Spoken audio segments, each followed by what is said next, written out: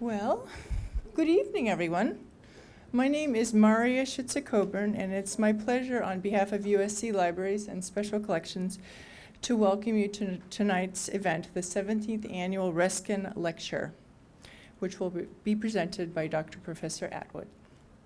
USC Libraries is pleased to host again this year the annual Ruskin Lecture, which is organized by LA's prestigious Ruskin Art Club. Since 2014, the Libraries is very proud to be the home of the Ruskin Art Club archives, which records the historic records of this very illustrious cultural institution. It is the oldest in Los Angeles, and it was founded in October of 1888, so a very long, rich career. And if you haven't had a chance to go down to Special Collections, which is just down the hall in room 206, we have materials set out from the club's records books and materials that give you a really good sense of Ruskin and also the doings of the club. So I think you will enjoy that treat if you haven't already had an opportunity. I want to thank, before we get started, I want to thank my colleagues here in the libraries, Tyson Gaskell and Patty Johnson, for their help putting this event on, as well as my colleague Sue Lufshine, who put together the display and also processed the materials in the archives. So she's quite knowledgeable about our collection. Again, now it's my pleasure to pass this on to the executive director of the Ruskin Art Club, Gabriel Mayer, who then will officially get the program underway. And so thank you again for coming.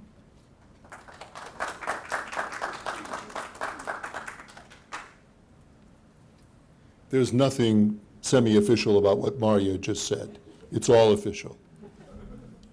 I too want to welcome you to the 17th Annual Ruskin Lecture, our second, as Mario said, here at USC. This annual lecture does two things. It inaugurates the Ruskin Art Club's season, a season of lectures and special events that goes throughout the year. So this is kind of our inaugural event. But more importantly, it gives us an annual chance to do in public what we do as an organization. As an organization, we're dedicated to exploring in all sorts of ways, including in our own lives, what ramifications the teachings of the art and social critic John Ruskin might have to our challenges in the 21st century. But this lecture gives us an opportunity to do this publicly, to have a public opportunity to talk about a major issue that we're all concerned about in the 21st century, and to reflect on what John Ruskin's teachings might be saying to us in that area. I can hardly say that nothing would be more timely or more appropriate to be doing here at USC than to have a lecture on education and about the nature and purposes of education, about which Ruskin has so many remarkable things to say.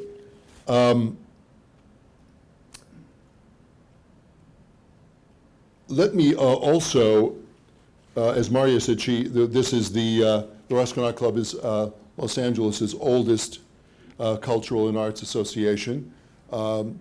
We occasionally get challenged by other associations, which date back to this early period, but I think it's safe to say that we can claim to be Los Angeles' oldest cultural association if we can't quite pass muster with all of Pasadena's cultural associations. But the club is really, as a number of other organizations and enterprises is a living exemplar of that Ruskin movement that began at the end of the 19th century and beginning of the 20th century, that had such an effect on Southern California thought, architecture, ideals, you name it. So we're very privileged to be a living continuation of that discussion and that interaction, that dialogue, we might say, between the remarkable ideas of one of the most remarkable thinkers ever, but certainly one of the great thinkers of the 19th century. Those ideas on the issues and problems we face in Southern California. So we're always very delighted to have this opportunity, not only to have a lecture, but to have a discussion, hopefully, where we can begin to share and explore ourselves and personally some of these aspects. So without further ado, I wanted to note the last year's lecture given by Clive Wilmer, who is the master of the Guild of St. George, and the person I'm turning this over to will tell you a little more about that. Ruskin's Language, How a Victorian Prophet Uses Words, a remarkable, even I would say revelatory lecture. Copies of this are now available. So we always publish the Ruskin lectures, so last year's lecture is now available. And also, I wanted to note, please take your letterpress copy of the program with you. This is just part of a way of saying how special an occasion this is for us. So, without further ado, let me introduce Professor Jim Spates, a dear friend, a Ruskin scholar, a professor at Hobart and William Smith Colleges in Geneva, and a companion of the Guild of St. George. A number of us are proud to share that title with Jim, and he's going to speak a little bit and then introduce our speaker. Jim.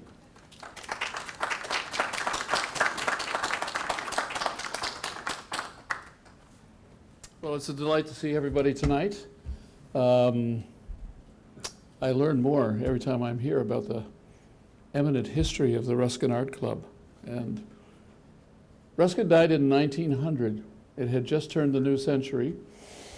And already there were groups like the Ruskin Art Club here in Los Angeles. There were other organizations in England, as you might imagine, and in New York as well, who were honoring him for the great work that he did. And yet today, Ruskin is not a name that comes trippingly off the tongue for many of us. You all remember Charles Dickens? You all remember William Gladstone?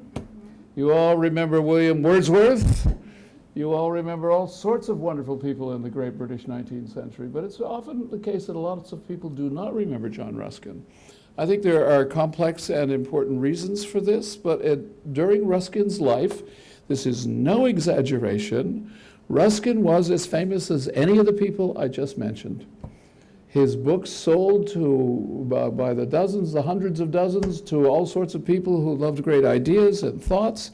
He took England by storm in his early years, in his 20s, by writing a series of books called Modern Painters.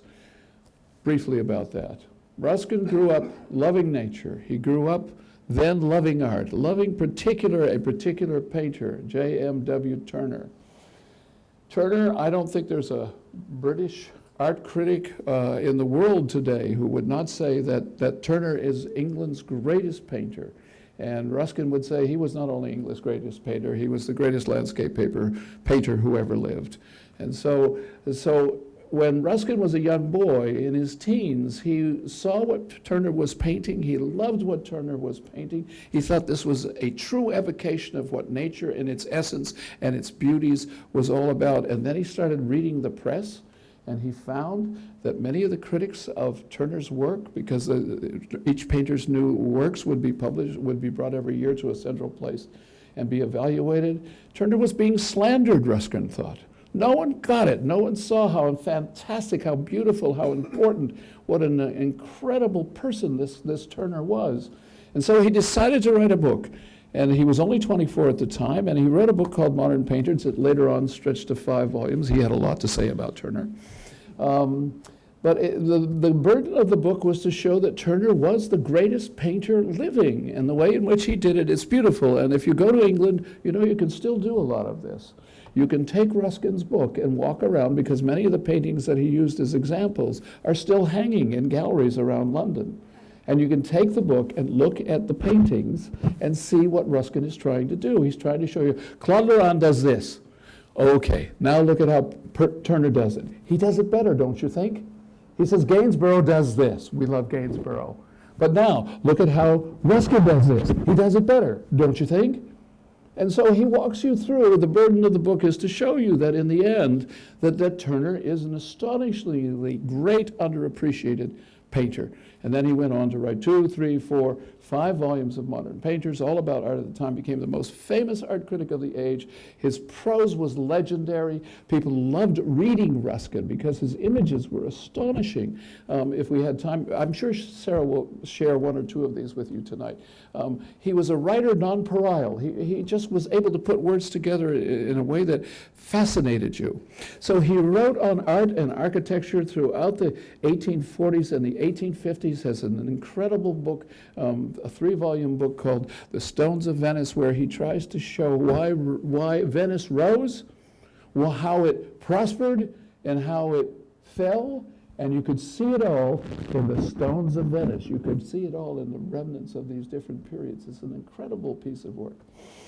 But by the late 1850s, Ruskin had become convinced that his work had failed, that all his work, and it was all dedicated to getting people to love nature and to understand how beautiful this world is in which we live, and to get them to learn how to take care of it, because it was beginning to fall apart under all the negative things that were happening as a result of the Industrial Revolution.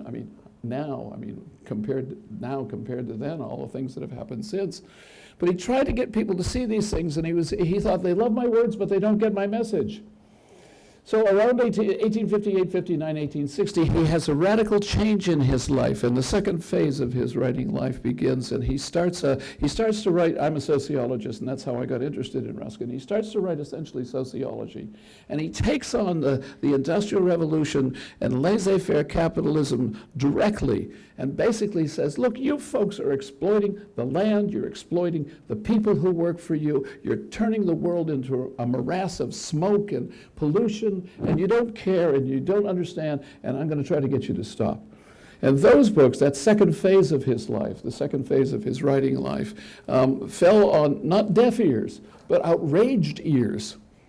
And because when Ruskin started to publish his sociological critiques, he called it political economy, he was vilified. The same people who loved him and said, oh, you're the greatest writer we've ever read, Ruskin, hated him now. And he lost so much of his following. He didn't give up a moment. He kept writing throughout the 1860s, in effect, treatise after treatise, essay after essay, gave lecture after lecture, trying to get his contemporaries to come to grips with how they were despoiling the earth, how they were ruining the very place that gave us sustenance. Well, they didn't like it.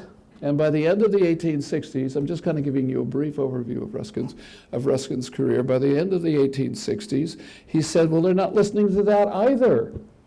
They're reading me, but they're not getting that, or they don't want to hear what I'm saying. He says, so as a result of that, I understand, and this is now becomes the next major phase in his life.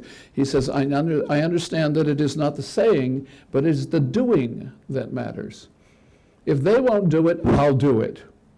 So he establishes an organization, first called the St. George's Company in the early 1870s, not long after called the Guild of St. George, which Gabriel mentioned a moment ago. And the Guild of St. George is dedicated to essentially getting a group of people together like us, who care about the earth, who care about life, who care about each other, who understand that life is a gift and that it's our job as human beings to preserve it. So he gets these, he wants to get a group of people together. They will live off the land. They'll live what we would say organically. They will not pollute the land. They'll take care of each other. They'll bring up their children together, and they'll educate each other to the things that are the most valuable in life. So that's the beginning of the Guild of St. George. Ruskin was the first master of the Guild of St. George. Last year, if you were here, you heard the current master of the Guild of St. George, Clive Wilbur, give a wonderful lecture on Ruskin's language.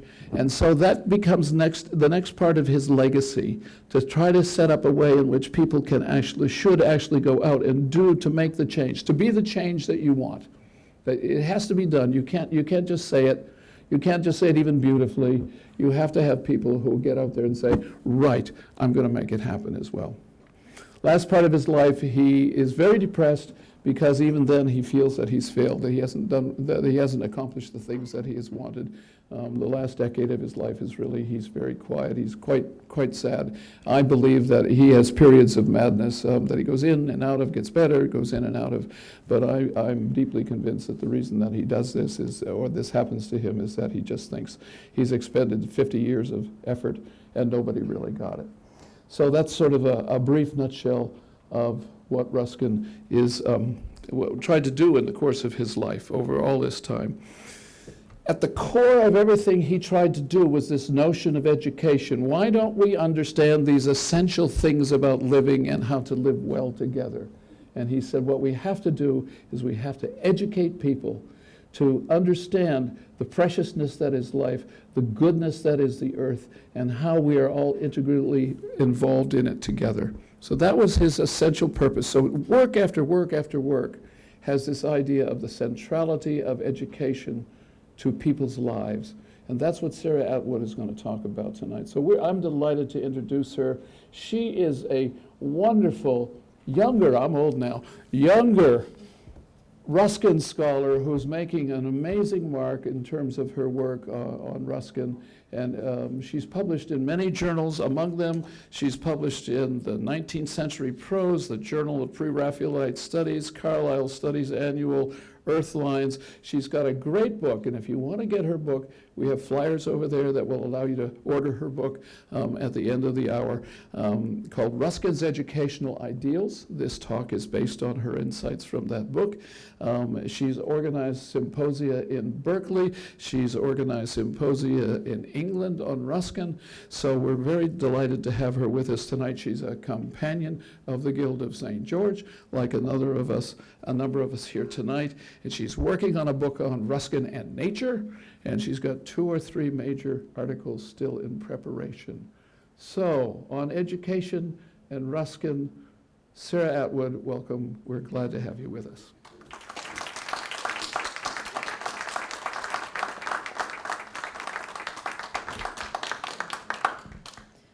Thank you, Jim. It was a very generous introduction, as always. Thank you very much. I'd also like to thank Gabriel Meyer and the Ruskin Art Club for inviting me to give this lecture, which is an honor to be here, and for their generosity in hosting me here in LA. And I'd like to thank USC for hosting this event as well, and everyone in Special Collections. I was just in there looking at the exhibition, which is really remarkable. These are objects I haven't seen before myself, so it was very exciting to see what the Ruskin Art Club has, and to see it displayed so nicely as well. So thank you for that. So as Jim introduced, I'm going to be speaking about Ruskin and education today. And what I want to do is to bring Ruskin's ideas and his principles in line with what we're talking about in the modern world. I think that I know that Ruskin was talking about many of the same issues that we continue to talk about today with regard to education, the environment, the economy. But at the base of all this is education, because it was key to everything that he taught, as Jim mentioned already. And so I'm talking today about valuing education in a market society. And I want to start with a story about my own life. When I lived in Arizona, and I just moved recently, last year, from Arizona to Portland, Oregon, when I lived there, one of my favorite running routes took me by the neighborhood middle school. And once a year, the large notice board outside the school would proudly announce that our students read 1 million words this year. And every time I saw this message, I would feel uneasy, and my adrenaline would always kind of shoot up. I'd run a little bit faster. 1 million words, I used to think. But were they words worth reading? Were they words worth remembering? Were they read thoughtfully or in a rush to reach the 1 million-word goal? Was their message understood? And what does a tally like this have to do with reading, rightly understood, at all? As Ruskin warned readers in 1864, you might read all the books in the British Library and remain an utterly illiterate, uneducated person. But if you read 10 pages of a good book, letter by letter, that is to say, with real accuracy, you are forevermore, in some measure, an educated person. The entire difference between education and non-education, as regards the merely intellectual part of it, consists in this accuracy.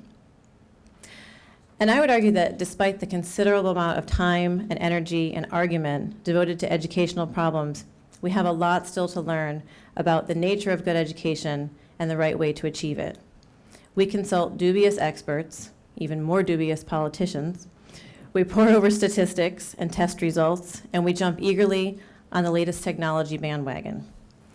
In an age that champions the notion of more, I would say we've extended this axiom to education.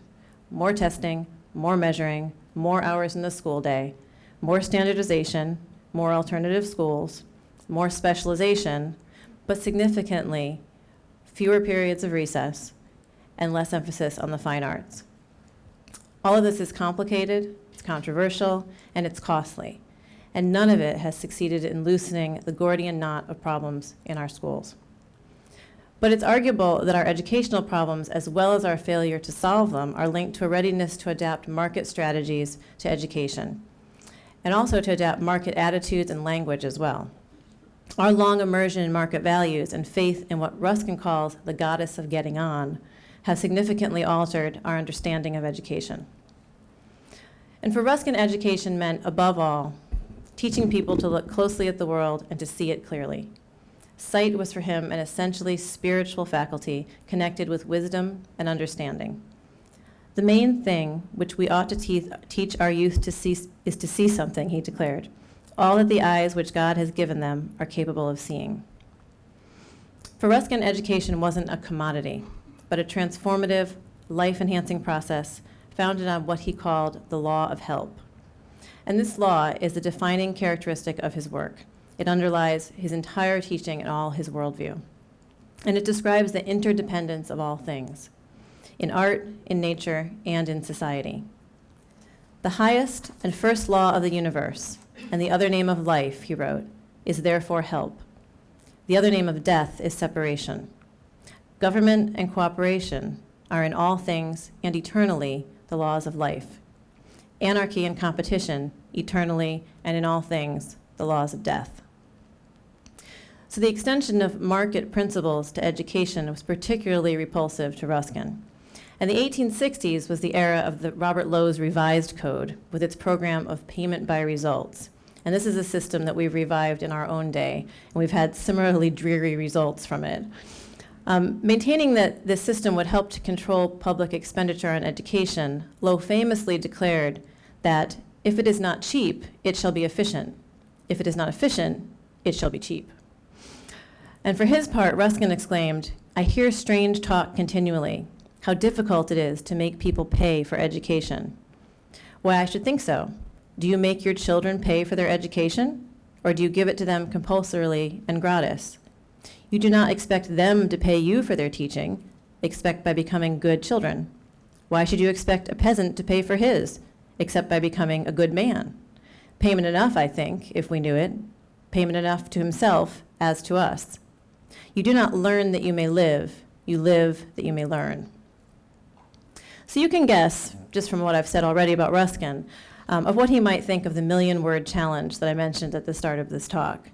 And to be fair, a challenge like this has its heart in the right place. It seeks to promote the power of reading and to encourage children to read and for families to foster their children's love of reading outside of school. So my criticism of it may seem a little bit cranky. Surely a program that's focused on the value of reading must be worthwhile. And to the extent that it fires a love of reading and of books in the children who participate in it, it may be. Although one administrators claim that students' enthusiasm and aptitude for reading is improved by exposure to books, any books, gives me a little bit of cause for doubt. We've all heard of this kind of thing before. At least he's reading, someone says, of the child with his nose buried in Walter the farting dog. This is rather like saying of the child who's having chips and soda for lunch, at least he's eating, which, given the state of children's nutrition in the US and in our schools in particular, is far from being the stuff of analogy. But an unmixed diet of ephemeral language and ideas, intellectual chips and soda, if you will, won't nourish the mind.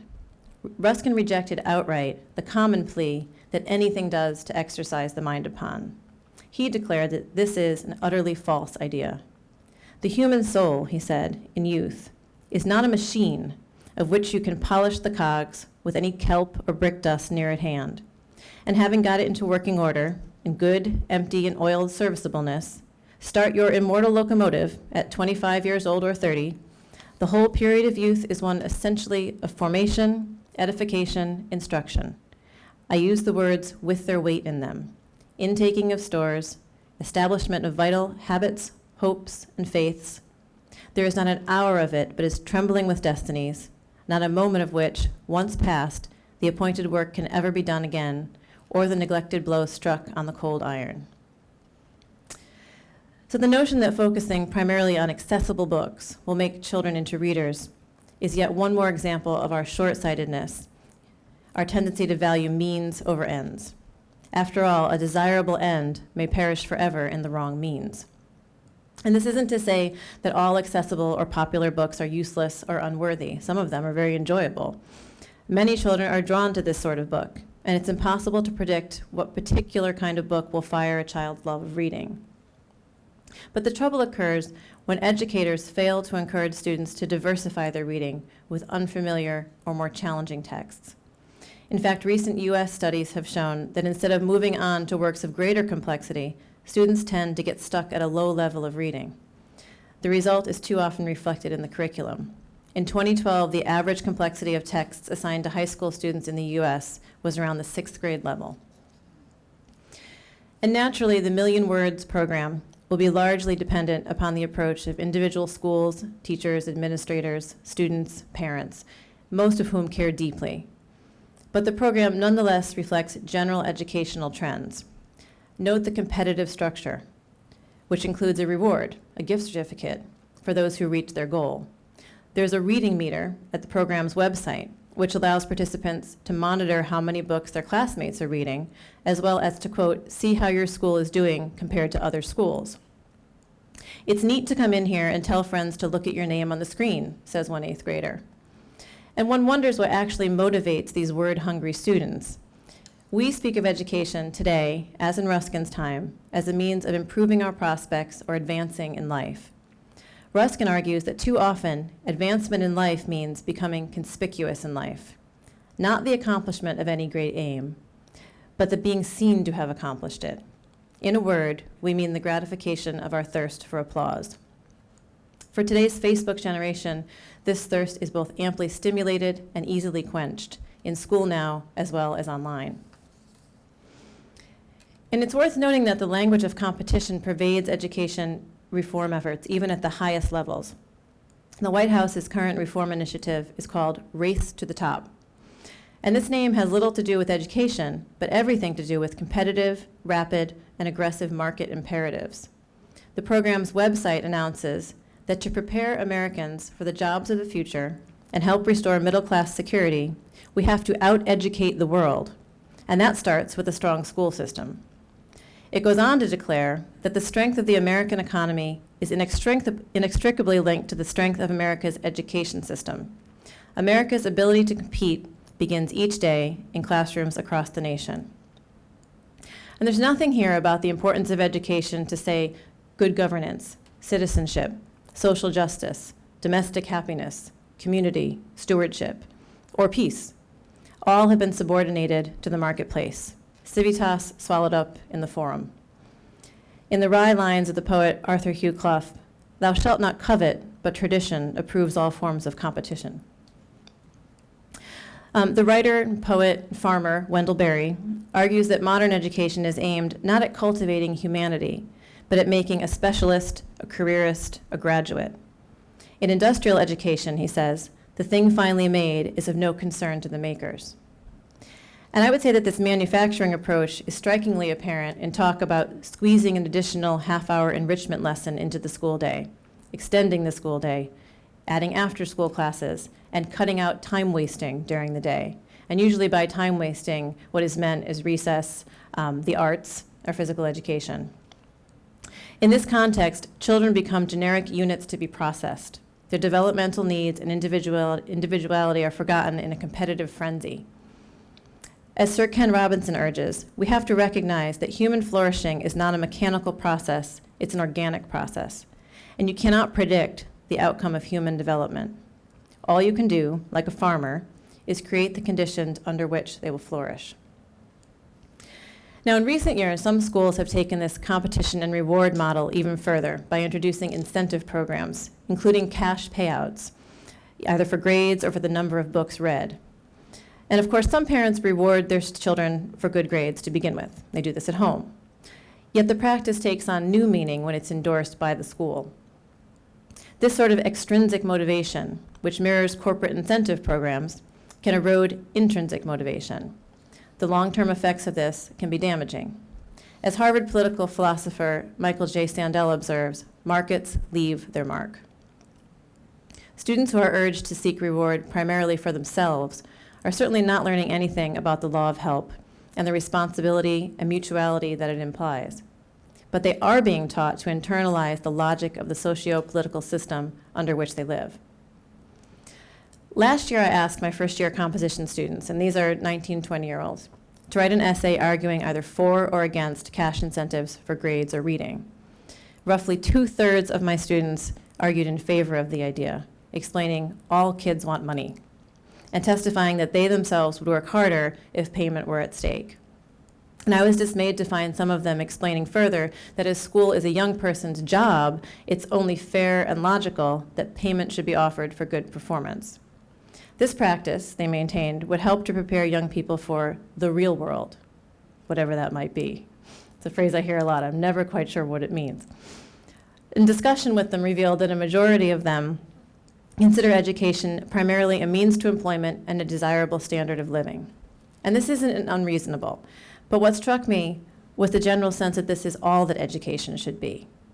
In likening education to a job, and this is a common analogy that I hear a lot, not just from students, but from adults as well, that school is a child's job, they were perhaps unwittingly expressing what they saw as education's joylessness and drudgery, its clock-punching, purely utilitarian necessity. The college degree was one more box to be ticked, one more hoop to jump through.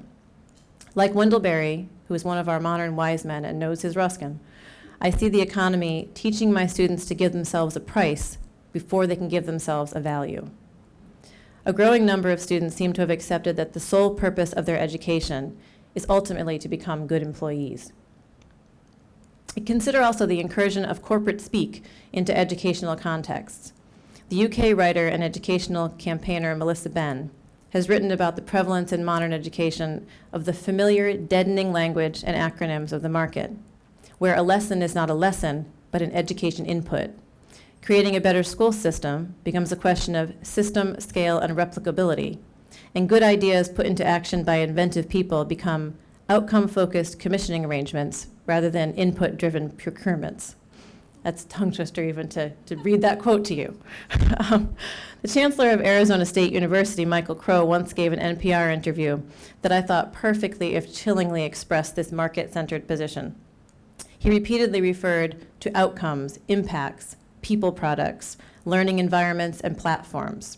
And he confidently declared that we can speed up learning and intensify learning at the same time by using technology that allows us to do this. A book by itself is a passive thing, he helpfully explained, requiring the intervention of professors and technology to be made useful. And all this is a far cry from Ruskin's notion of the best books as what he called king's treasuries. Language like Crow's offers an arid view of education, to say the least. It's the view inevitably produced by the doctrine that the purpose of education is the mass production of producers and consumers. And I would say that such language doesn't just express our market-centered approach to education, but it perpetuates that approach, language conditioning practice. To rephrase the writer Michael Pollan, it makes all the difference to both students and teachers if one conceives of school as a manufacturing facility. As Ruskin recognized in Unto This Last, when all relations are those of exchange, we forget how to value what properly matters, including education. And the current emphasis on STEM learning and the simultaneous devaluation of the humanities and fine arts is driven by these same market imperatives. This is not to say that science, technology, engineering, and math are not valuable and important subjects of study, because they clearly are for a number of reasons. But their present elevation springs from the conviction that these fields are the primary route to competitive economic success. Yet to separate these subjects from the humanities is to impose an artificial and false division, because the various branches of learning are necessarily interrelated, which is something that Ruskin recognized from the start. Criticizing the growing professionalization of his own day, Ruskin described how, with increasingly evil results to all of us, the separation is every day widening between the man of science and the artist. Today, specialization has increased to a point at which we are in danger of graduating students whose knowledge of the world and effectiveness in it is hobbled by a narrow frame of reference. As the 2013 report of the American Academy of Arts and Sciences makes clear, evidence of the particular needs of the humanities and social sciences now reaches us from every sector. Parents are not reading to their children as frequently as they once did. Humanities teachers, particularly in K-12 history, are even less well-trained than teachers of STEM subjects. And funding to support international education has been cut by 41% in 4 years. At the very moment when China and some European nations are seeking to replicate our model of broad education in the humanities, social sciences, and natural sciences, we are instead narrowing our focus and abandoning our sense of what education has been and should continue to be. And that report was called The Heart of the Matter from the American Academy of Arts and Sciences. It's a long quote from that report. This neglect of the humanities has been evident in the students that I've taught at the colleges that were both 2- and 4-year schools in New York, Georgia, and Arizona. And now I'm in Portland, and so far I've been encouraged by a better level of preparedness and intellectual curiosity. But it's early days, hoping that will last. We'll see. But throughout nearly all my years of teaching, students have regularly arrived in my class with a poor grasp of English grammar and syntax, scanty knowledge of art, literature, and history, and an inability to express themselves clearly outside the personal essay or to draw connections between ideas. Aside from a few exceptions each term, they're generally either unwilling or unable to engage in discussions, and they seem to have no sense of the larger cultural or historical narrative. It's often just as George Orwell described in Politics in the English Language. The writer either has a meaning and cannot express it, or he inadvertently says something else, or he is almost indifferent as to whether his words mean anything or not. And these students are not unintelligent people. Yet not having been taught to think or to use language effectively, they have been rendered dumb. They have also been left defenseless against the slick, potted language of the market by which they are assailed relentlessly and daily, and the language of pop culture as well. Ruskin would have called this the universal gabble of fools and of the flocks which follow them. And what's more, my students' work has too often borne the marks of our self-esteem culture. Rather than being encouraged to recognize their limitations as well as their strengths, students today are applauded so often and so energetically for their slightest efforts that they form an inflated sense of their abilities. It's not unusual to find a student declaring, as one of mine did after reading Darwin's Origin of Species, that Darwin and I both had different ideas about evolution, but I also agreed with some of his theories. And one can imagine Darwin's shade heaving a sigh of relief. Or to read the supremely self-confident verdict that C.S. Lewis has done a great job writing The Abolition of Man. And note the use of the bland adjective great there. It's lost all meaning through indiscriminate usage.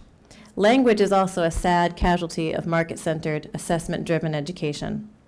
Orwell observed that the whole tendency of modern prose is away from concreteness. Today, it seems fair to expand this and say that the whole tendency of modern education is toward abstraction and away from sight and understanding. During one term, recent term, a student who had earned a C in my class, and was frankly lucky to have done so, sent me a fairly typical email inquiring in unpunctuated, uncapitalized sentences why I had given him only a C. This young man had been consistently late to class, he had accrued many absences, and he had never spoken a word in discussion.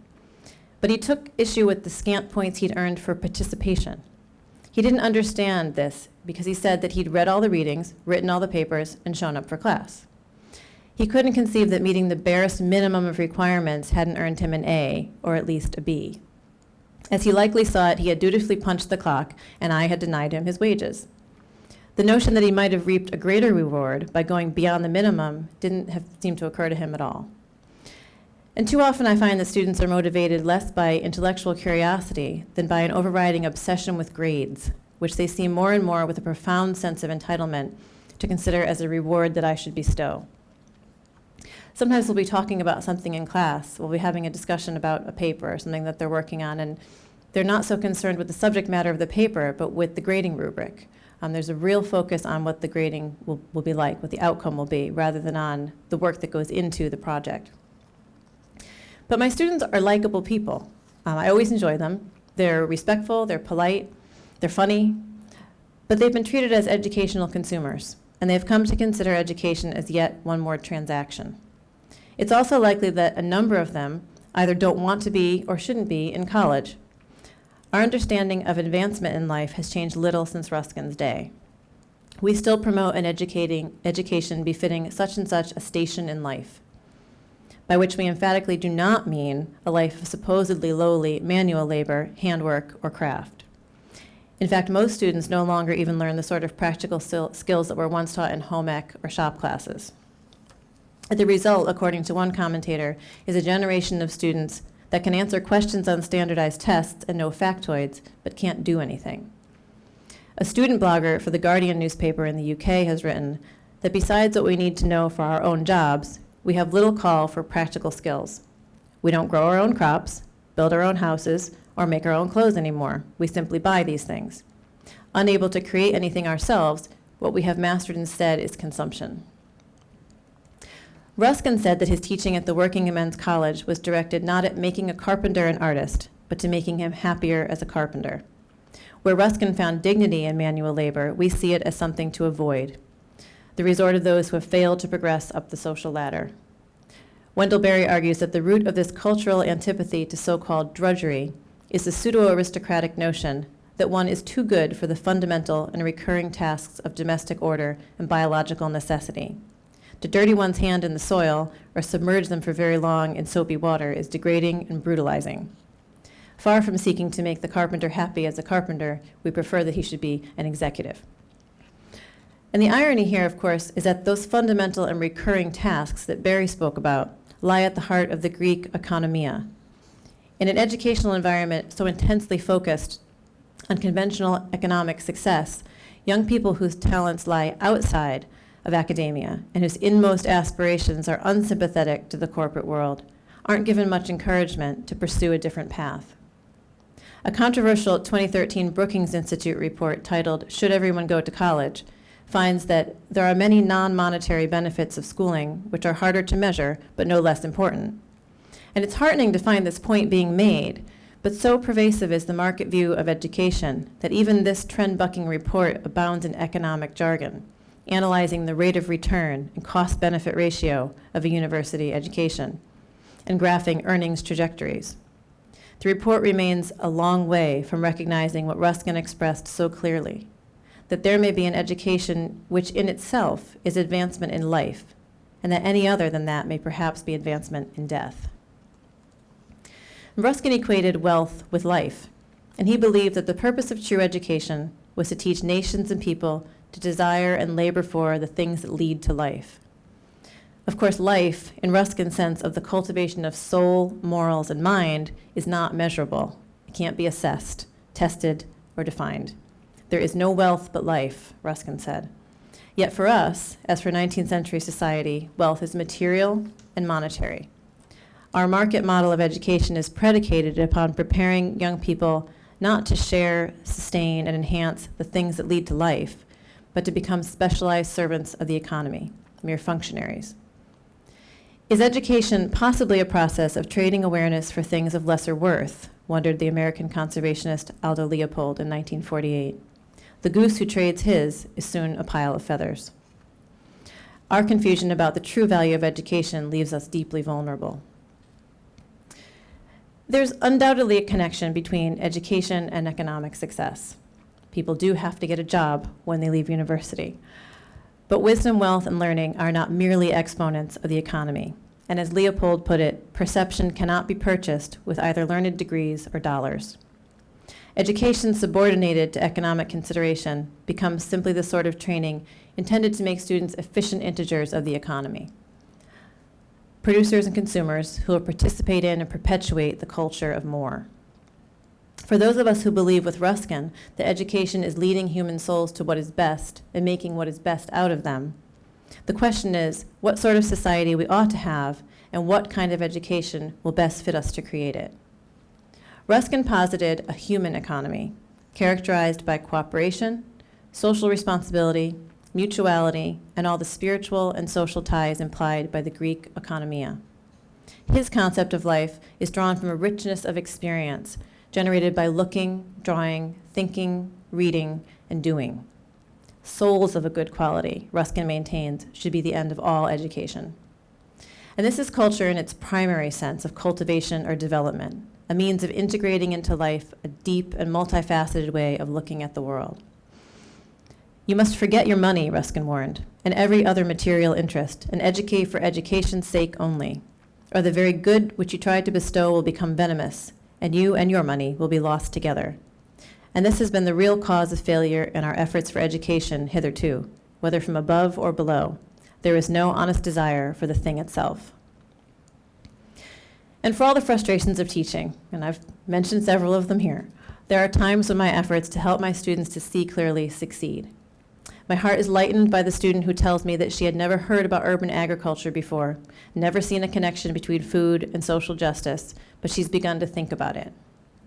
Or the young man who writes that after a class spent in our college's community garden, he plans to start a small garden of his own. I'm encouraged by the quiet, seemingly unresponsive girl who remarks that our readings about nature have made her consider her own relationship to the natural world. And I'm moved by the thoughtful student who, despite deciding that Thoreau seems like he would be an unpleasant person, nonetheless concludes that Walden has taught her something which will resonate throughout her life, the idea that it's possible to live with less. And small victories like these are what draw teachers back to the classroom every year. In directing the focus to purely utilitarian outcomes, market-based education inures young people to a competitive, acquisitive culture. Yet what these successes tell me is that most young people can be brought to care about the things that lead to life, that they may well prefer an education that leads to a life-sustaining engagement with the world and with other people, an education that enables them both to envision and create the sort of wealth that can't be tracked on a balance sheet. And some of the principles that Ruskin articulated have by now become accepted practice. Many educators today recognize the value of engagement, hands-on, collaborative learning. Many schools are equipped with gardens, laboratories, and playgrounds. But extensive resources like these are rare at all but the wealthiest schools.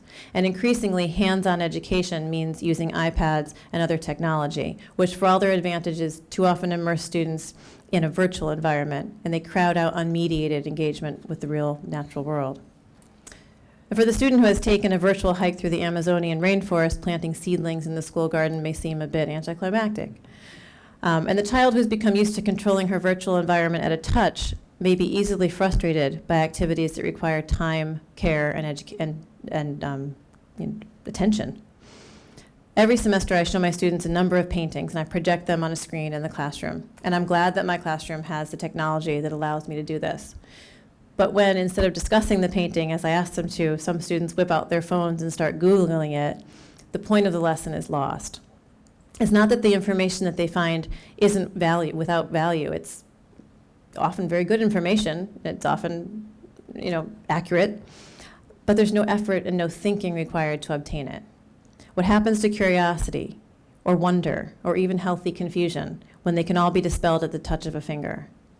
The use of technology in the classroom is a complex and contested subject. It's another lecture entirely.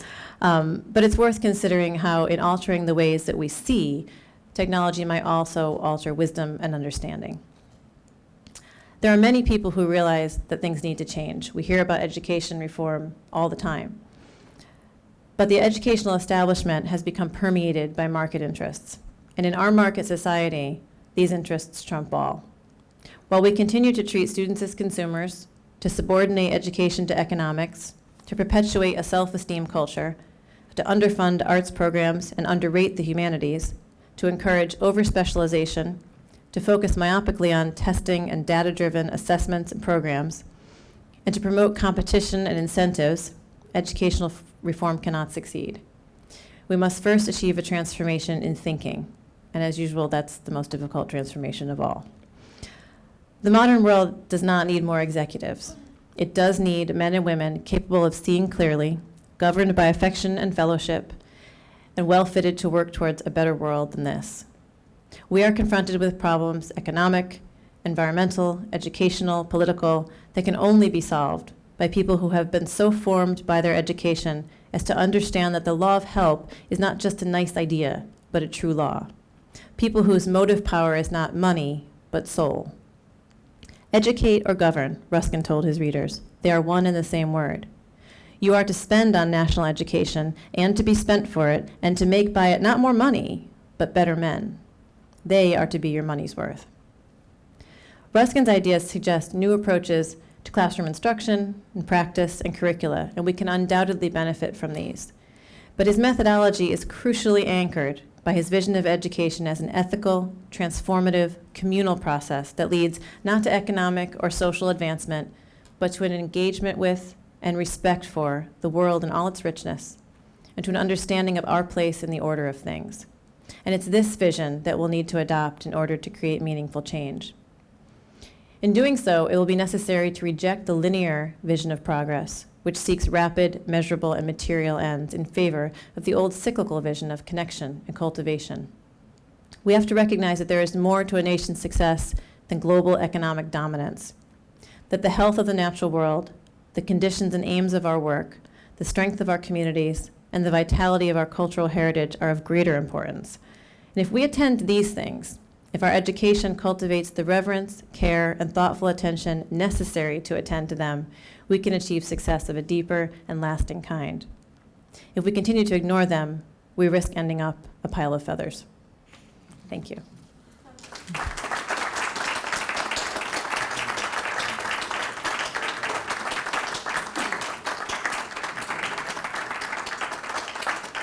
Want me to sit? Okay. I just want to invite you all, you just heard a great talk on a critical subject.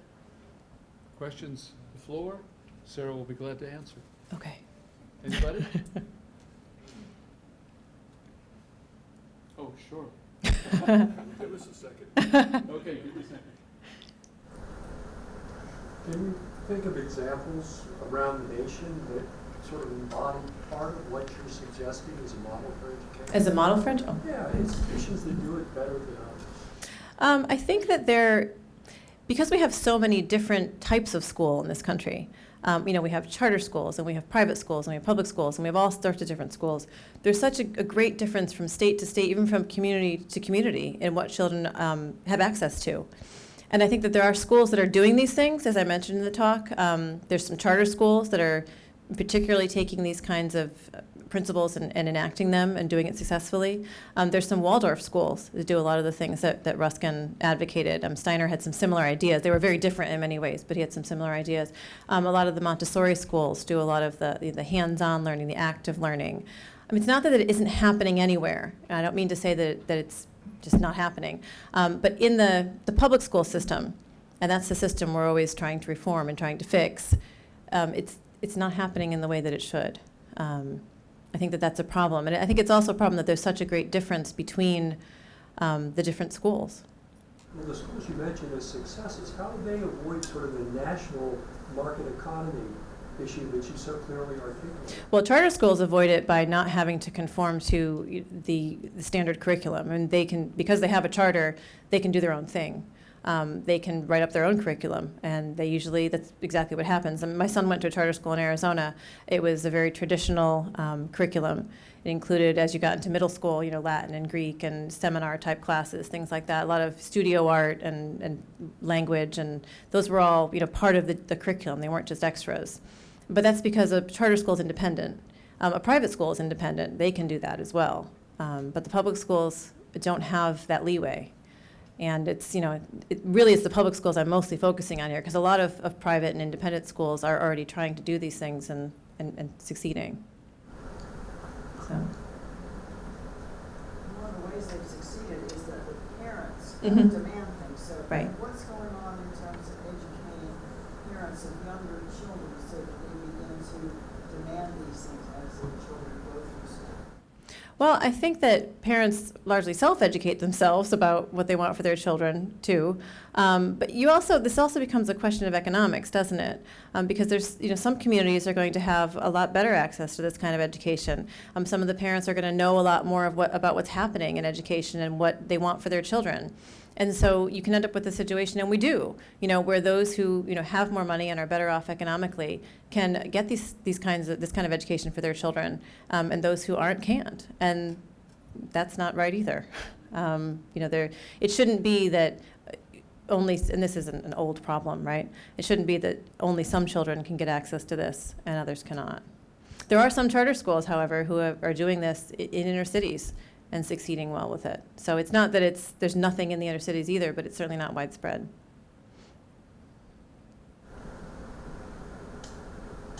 So in the effort to educate and teach and talk and write about the ways are not as well educated as Mhm. they could be. How do you go about avoiding the rhetoric of sort of like the kids these days?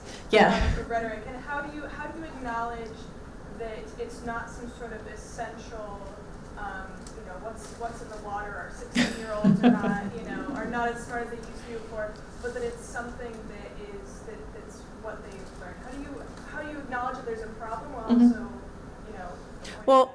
I would say that it's the kids these days, it's the adults these days, right? It's the people who are designing the curricula, who are making the decisions about education. And so, the kids who are in school are just, following the program that they're being taught, right? So I think it's really the adults and the people who are involved in educational, planning and educational administration that we need to reach. And I gave a talk just yesterday, just some students at the Levin Institute, and there were some really good questions afterward that brought this up. How do you make this sort of change happen? Because it's not easy. Obviously, Ruskin was talking about it in the 19th century. We're still talking about it today. We seem to have lost our vision of what education should be and what it means. And so we're not really sure what to do anymore. So we try a lot of different solutions, these Band-Aid solutions. Well, this hasn't worked, we'll try this. Well, Finland's doing really well, so let's do some of the things that the Finns do, completely disregarding the fact that their culture is very different. Society is more homogenous, it's a smaller country, lots of different factors. Let's just try that. For a while it was, China that was doing interesting things, and we would take some of their strategies. But that's all just, as I said, it's applying a bandage to a problem. It's not fixing it from the roots up. But as far as back to your question, which I wandered from, how do you not just, put it all on the young people? I don't, as I said, I don't think that it's the students' fault. In some ways it is. In some ways, if there's like a lack of accountability that I see sometimes in students, or a general lack of interest in working hard at research or something, that may come from them. But I think that's also cultural. I don't think, we talk a lot about respecting education in this country, how we value it so highly, and then we don't do the things that show that we do. We talk about a good game, but then we don't actually practice it. And if you live in a culture where education is only spoken about as something we respect, but that isn't enacted, then young people are going to pick up on that. Yeah, I don't know how if there's going to be a shift, because I've been teaching all ages from 1982 until now, and I found that there was more and more of a push toward rote learning. So you're not just talking about being more advanced type of education, but you're also talking about abstract thinking, and there seems to be less and less movement away from that. And I was really alarmed to hear a couple months ago one of the major universities here in Southern California is going to eliminate their English department because it doesn't lead to jobs. Yeah. Must be an urban And rumor. I found that incredibly frightening, and I don't know how these trends, because as I said, I've been watching this since 1982, and I don't see how the trend is going to stop.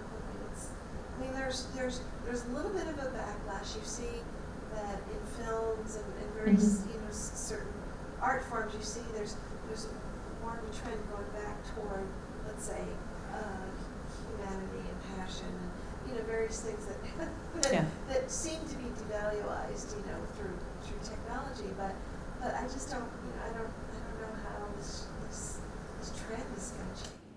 Well, I have a teacher friend in Arizona who gets so frustrated because she teaches fourth grade. And she says, there's so much that I could do in my classroom, so many creative things I could do, she tells me, and yet I don't have time. She said, I'm so constrained by testing and assessment and the fact that we have to reach these, benchmarks in a certain amount of time that she can't even slow down if a concept isn't being understood, effectively. She can't slow down as much as she would like and really spend, say, a week on a concept that the students don't understand. She has to keep moving and do the best she can, within those parameters. She gets very frustrated by that, but she gets even more frustrated by reformers who want to change the curriculum and make things better, but they don't really talk to the teachers or the students. Whenever there's an educational reform, there's some teachers that are invited to be part of the discussion, but I don't get the sense that those who are creating the reforms are spending a lot of time on the ground with teachers or with students and really getting a sense of what it's like, day to day to be a student or to be a teacher, in this country. I could give a little bit of a sociological perspective on it. It's not terribly enticing or uplifting. But in a market economy, the job is to turn out worker bees. And Sarah's really alluding to this, that and we heard it in the students yesterday that we talked to. They said, well, we'd love to take a course in Ceramics, she said, poetry, let's say, that we're really interested in, but we can't. Because if we do, we go off our track, and if we go off our track, then we're not going to get the degree we want. If we don't get that, we don't get the jobs. So they're caught in this terrible conundrum about where they sacrifice the things they might love and like for this market economy. And we're worker bees. We've got to get out there. We've got to get a job. And truth be told, that's a real fear. And as we in our society have this increasing gap between those with money and those with law, that's a real terror for people who come from lower middle class, lower class backgrounds, that they're not going to get it at all. But what I thought was interesting yesterday in our discussion was that one of the students who was there, she said that she would really like to take a class in ceramics, but she feels that that would be almost a luxury, and she really shouldn't take the time or spend the money on that when she has this degree program to follow.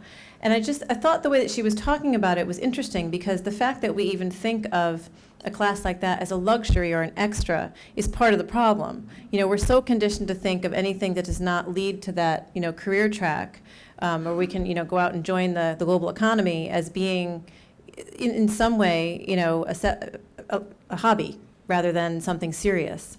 And I said that to her too. I said, do you realize that the language you're using to talk about it is part of what I've been talking about here? The fact that even at my son is 11, even at his level in school, arts classes, physical education, music, those are called specials, and they're maybe once or twice a week. They're not part of the everyday curriculum, and they have this special designation. So we think that way as well, and that's, again, language. The language that we use to talk about these things kind of, perpetuates the way that we act. Well, and even convincing young parents of children in preschool that painting is a pre-reading skill because of the brain, and so that these physical activities are actually something that's very important part of the brain, and part of, so yeah, it's frustrating. You had a question before. Well, this is a great conversation. I just wanted to acknowledge that I thought you made a really remarkable speech. Oh, thank you. And something, and I love the fact that you made John Ruskin's words relevant and exciting again. And you mentioned Sir Ken Robinson, and you mentioned women. He's a great speaker. There are these really great minds. And you also mentioned edification. And it just struck me. I had a conversation a while ago with a lawyer friend, and I said a film was edifying. He said, edifying? What word? Right. He said, let's look that up, because I don't use it. But that got us into a conversation about how German novels of someone's biography are called Bildungsroman. The sense of the building and development, and edification of the individual. And so I guess for my daughter, I gave her Willa Cather, and I felt like that was an edifying thing to do. Her pioneers and my Antonia. At any rate, I just, do you have recommendations of young adult novels that are good at that notion of self-development? Well, I think that something like what you have already given her is good. It's tricky because you want the child to enjoy what they're reading, obviously, and you don't know what that might be. But I find that so many of the older traditional children's stories are, even my son sometimes will say, oh, that's old, I don't want to read that. And I'll say, okay, wait a minute, read the first chapter. If you hate it, you don't have to read anymore. And almost always, he's hooked after the first chapter, because these are books that are well written, and just because they might have been written 50, 60, 100 years ago doesn't mean that they're no longer enjoyable to read. Swallows and Amazons was one of them, Arthur Ransom's series. I mean, there's many, many good books. But I think that exposing children to a wide variety of books is important. And so much of... It's kind of showing that kind of scaffolding Mhm. of a person's development from childhood to Right. compelling story that they want to emulate. Well, and also having them read things that has some challenging language. One of the things that I find, and I mentioned in the talk, is that so many students, and I teach Victorian literature as well, so many students will come to class, and those who are there because they want to study Victorian literature, obviously they're a little less intimidated by it. But I have some students who are taking it as part of what are called cluster courses at PSU. And so it's kind of an interdisciplinary thing. And they tend to be intimidated by the language. You know, why are these sentences quite so long? Couldn't he have stopped a little while back, you know? And so they tend to just kind of distance themselves from it or not become as engaged as they might. And I try to tell them that, you know, this is literature that you have to understand when it was, like Ruskin's books, when they were first published. You go and buy the new Ruskin, that was bang up to the minute. That was the latest book. You were happy to have it. It was new. It was progressive. We tend to think of, you know, literature that was written, say, in Ruskin's time or even 60 years ago as something, an artifact. But it's all living, vital stuff that we can still enjoy. And I think it's important that young people can engage with all kinds of language and not just the language that's spoken on, you know, YouTube or on TV or in the magazines. It's kind of digression, sorry. This gentleman. I think you mentioned some things that I'm not sure, perhaps I'd like to know if this was in Ruskin's area as well. Mhm. But the parent is critical. You mentioned what you have your children, you Mhm. mentioned what you have your, and what I had my kids read. And somehow we think that education stops at the schoolhouse door, Right. and it doesn't, Yeah. in my opinion. I mean, the parents are, Mhm. it's a three-legged stool. There's a school, there's the student, but there's the parent. And when any of those three legs are missing, the stool falls over. Right, and that's absolutely true. And I think part of the struggle that the schools are having is that they've had to, in many cases, step in for parents who are not doing that, because there's so many social problems that they're trying to make up for that as well. And so they've taken on a lot of roles that were not traditionally roles that a school would fill. And, you know, they're overburdened in some ways. But that makes it even more important that the sort of education that children are getting is really, you know, of a meaningful and lasting kind. You know, the sort of education that Ruskin's talking about, you know, leading human souls to what is best and making what is best out of them, teaching people to desire and labor for the things that lead to life. You know, especially if, you know, a school is trying to also fill the parental role, becomes very critical. So, go ahead. Thank you, sir, for coming and talking to us. It's interesting to kind of think about this. You know, I have a little bit of, I mean, it can be very depressing if you start thinking too much Yeah. about it. But, you know, I kind of have the opposite side. I work in a creative industry, Mhm. and you know, we see, you know, if you start thinking about the market economy and how the U.S. can compete, the only way they can really compete to a certain extent is because they have to be creative, or they are creative. It's an idea society. Mhm. We generate ideas and we foster creativity, while labor goes seeking cheaper areas. So it's sent to Asia or wherever it is, and labor looks for its cheapest space. Whereas I think, you know, the thoughts and ideas are really still coming from the United States. Mhm. And so if you look at, for example, Art Center, which is in Pasadena, it's growing and growing. I mean, they used to have a little building at the top of the hill. Now they own the center of Pasadena. Right. And one of the largest landowners, property owners in San Francisco, is the art school. And so, you know, it's hard to say that the market economy is a negative force on creativity and generating ideas, when really it can actually foster these things to be competitive in the idea and creativity situation. So I don't know if if I'm missing some of your points. No, I think, I mean, we're not going to get rid of the economy, right? I mean, we have to work with the economy. We live in an economy that we have to function with, and obviously, you know, jobs, employment, those are all important things. Making money, we all have to do that. So I don't think that creativity can't coexist and thrive in the market. But I think that unfortunately, and here too, I mean, in this area, it's a very, creative area. So is the Bay Area, right? I mean, so if you're a student in this area, if you're a young person in this area, you're living in a pretty vibrant, creative kind of place. If you're not in that kind of place, it's a little different experience, I think. So I think it also depends, where you're living, the kind of experience you have, the kind of school you're going to. I don't think that no one is creative anymore. It's not what I meant. But I do think that from what I've seen, and the students that I've talked to, a lot of students who are creative or who would like to develop that part of themselves more feel like they're constrained by expectations. And whether those expectations are, a lot of them are cultural, a lot of them are from the institution that they're at. They feel like they have to follow this. I mean, I have a young person that I know personally who is going to be going into college next year, and he is a creative young man. He's a great photographer. He's excellent with people. He's very artistic. And his mother is a friend of mine, and they're going to be looking at colleges soon. And I said, what does he think he wants to major in? And she said, finance. I said, what? She said, I know. Maybe he'll change his mind. And I said, okay. I said, but why? Because it was really interesting to me, because I'm thinking about these things. I'm writing this talk and thinking about it. And she said, well, he just thinks that's how he's going to make the most money.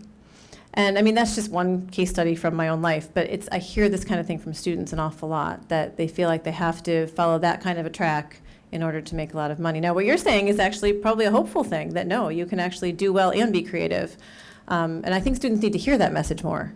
If it is happening out there, and if people are making a living, being creative and are being fulfilled in doing that, then maybe we need to let students know more about that. Let them know it's an option. Show them how to do it. There you go. Anybody else? Ron? I hope you will forgive me, Sarah, for asking an unfair and presumptuous question. At my age, I'm the age of Ruskin was, became rather pessimistic. Mm-hmm. And I'm hearing both very good ideas and some rationalizations of the present situation. And I don't mean to diminish the importance of reform and adaptation. But what if the reforms don't work? Aren't we possibly looking at a point in which, if we forgive the word revolution, is perhaps more appropriate than reform? And that we perhaps are at a point where our creativity needs to turn towards something that are really new and radical new forms of relationships, rather than this attempt over 100 years to repair what we have. If that's so, what would that mean for education? Do we need to start our own schools? That's the unfairness of my question. Well, I mean, some people have done that. I mean, charter schools are people who decided to start their own schools. Not revolutionary in the sense that you're saying. What sort of radical new relations do you mean? Productive relationships. Mm-hmm. In other words, the way that you work creatively. I worked in Hollywood for many years, and I taught here at the cinema school. I would say that's not the way to do it. Okay. If you want creative work, you've got to create based on the principles that Ruskin talks about, not about money. Right. And I don't think the two really can converge very well at all. I think the hard part, I don't think this is going to answer your question, but it's just something that made me think about, is that students are so programmed today, or young people are so programmed today, to try and find a career where they will make a lot of money, not just a living, but generally a lot of money is what I hear. That it's a mindset that you have to change. And that, as I said just earlier, it's the hardest thing to do. I mean, we seem to have become so mired in this mindset. And I'm not sure how you shift, as you said, Elaine, I'm not sure how you shift out of that. I think that a lot of young people are getting tired of the status quo.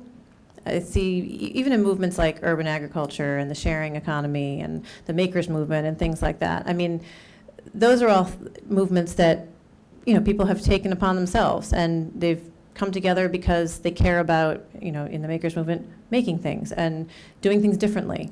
And just yesterday, Jim, we were talking with students, and Jim had said to them, well, a lot of this comes from personal choice. You have to realize that you have a choice in what you do, and you don't have to follow the status quo. You can do things differently. If we all sit back and say it's never going to change, then it won't. But I think more and more people are trying to do things differently. I mean, don't you see that in culture? I think that there are a lot of new attempts at different sort of relationships already. I don't know about a revolution. Yes, in the back, please. So how about establishment of the extra outside of the school study through the internet? So outside of school, you mean? Well, I think there's a lot that can happen outside of school and does, but if you're doing it outside of school, if you're a young child, then you're relying on a parent to facilitate that for you or find it for you, set it up for you. And we've said before that some parents are greatly involved, but others are not. Also, if it's all going to happen outside of school, then why are we going to school? I think that if children are going to go to school for 6 to 7 hours a day, then of course, yes, you're learning all the time, and you're learning at home, and you're learning with your parents and all the time. But if you're going to be in a school building for 6 to 7 hours a day, then some pretty good things should be happening there, I think. I don't think you should have to be there for 6 or 7 hours and then go somewhere else to get the really meaningful parts of your education. Yes, use the internet. Mm-hmm. Yeah,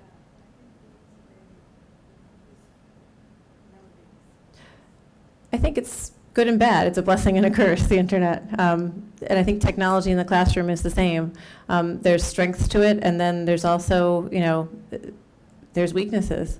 I think that we've kind of jumped into technology in the classroom and said, technology is great, let's use it across the board, without really thinking about what some of the repercussions might be down the road. But I think human beings tend to do that anyway, just say, this is great, let's do it, without thinking too far down the road. So we'll see how technology in the classroom pans out.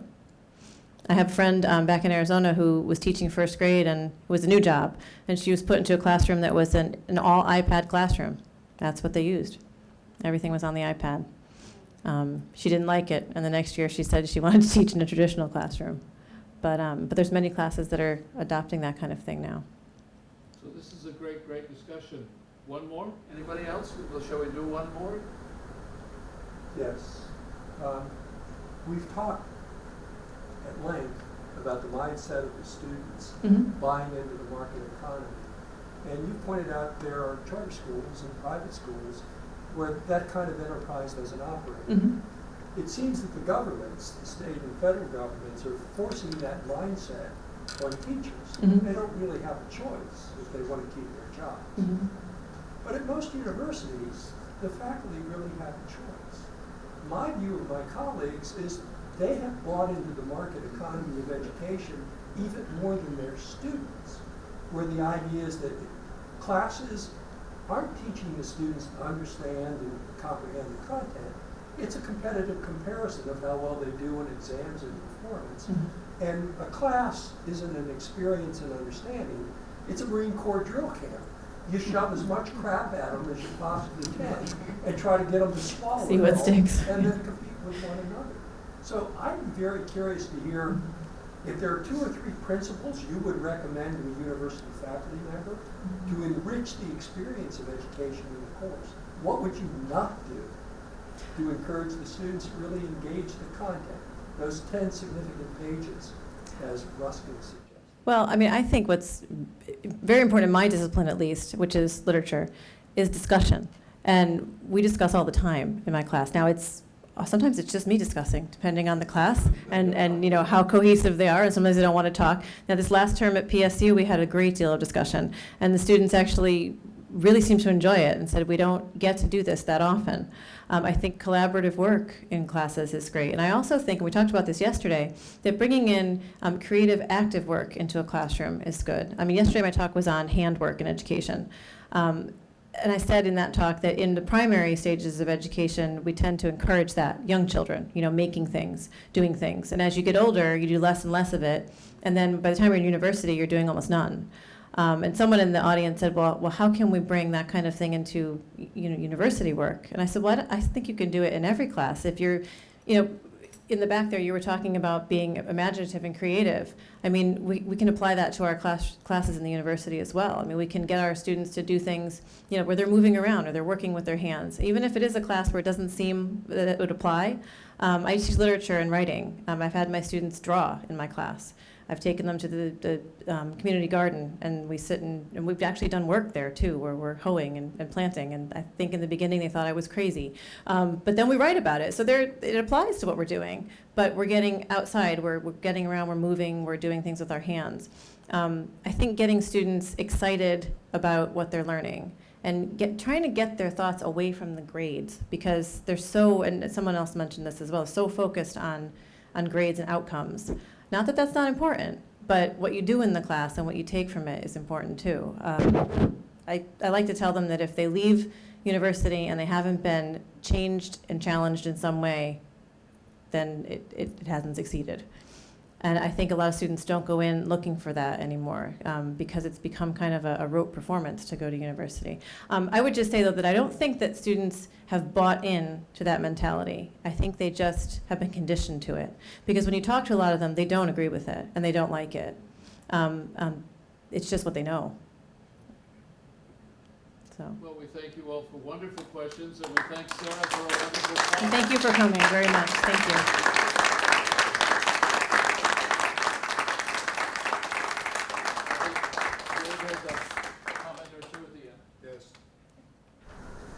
I always get the last word. Thank you, Sarah, so much. Thank you. This enlightening presentation, and even more so for the discussion, because this is what this is all about. If you'd like to continue having discussions like this through the rest of the year, Ruskin Art Club membership materials, not to do a hard sell, but Ruskin Art Club membership materials are here, and our membership chair and PTAC will be will pursue you forever and also answer all your questions. So there's a membership application form, and this is really what we do. Various kinds of presentations, discussions, including not only discussions about issues, but what are we going to do with Ruskin's many challenges to the way we live, as Ron was saying earlier.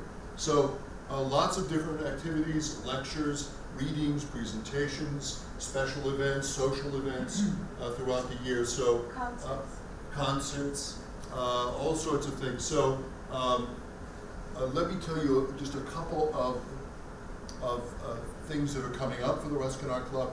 In October 9th and October 23rd, we have book launches for several of our members and friends and associates. Stephen Yenser on October 9th at the Craft and Folk Art Museum, a book launch of his new volume of poetry, the distinguished poet Stephen Yenser, his book Stone Fruit, and we'll be having a reading at 5 p.m. at the Craft and Folk Art Museum on Wilshire Boulevard. On the 23rd, our beloved Elena has a book launch of her new book, Squander, also at the Craft and Folk Art Museum, I think at 2, isn't it? Yeah, at 2 p.m. So those are events in October. We're very happy in January 22nd, the evening of January 22nd, at Mount St. Mary's University to be welcoming Robert Pinsky, the distinguished former poet laureate of the United States, will be coming to give us a lecture on Ruskin and Marianne Moore, which we're very much looking forward to. And something even more challenging coming up in Saturday, February 18th, we're launching a new element in our life we call the Ruskin Circle, which wants to even get a bit deeper into this area of contemporary issues and Ruskin. So on February 18th, the Ruskin Circle will be meeting at Mount St. Mary's University to discuss the question, who are the poor? And to have a marvelous opportunity under the guidance of our president, Ron Austin, to take a look at Kent Mackenzie's film, The Exiles, a remarkable documentary film about Los Angeles and the poor. So this could be a very exciting discussion coming out of that event. So these are a whole variety of things that we do throughout the year that we would encourage you to join us in. So membership material here. Also, I wanted to note that Sara has brought flyers for her book, Ruskin's Educational Ideals, and those are also on the table. The second table here is our books and materials from the Guild of St. George. We're working very, very closely with the Guild of St. George in the UK, Ruskin's charity that he founded in 1872. So we have a number of books there, including an essay by Sara, 2 essays by Sara Atwood, one on environmentalism and one on the enormous difference between knowledge and education, what Ruskin can teach us. Also, just a note, as I said before, the Ruskin lecture of last year, given by Clive Wilmer on Ruskin's language. We were talking earlier about the difficulty sometimes of penetrating the richness of Ruskin's language. Clive gave, I think, a remarkable address on looking at that question and overcoming that hurdle on Ruskin's language, how a Victorian prophet uses words. These are also available for the first time tonight. So I would encourage you to take advantage of all of those things, and we hope to see you. Thank you.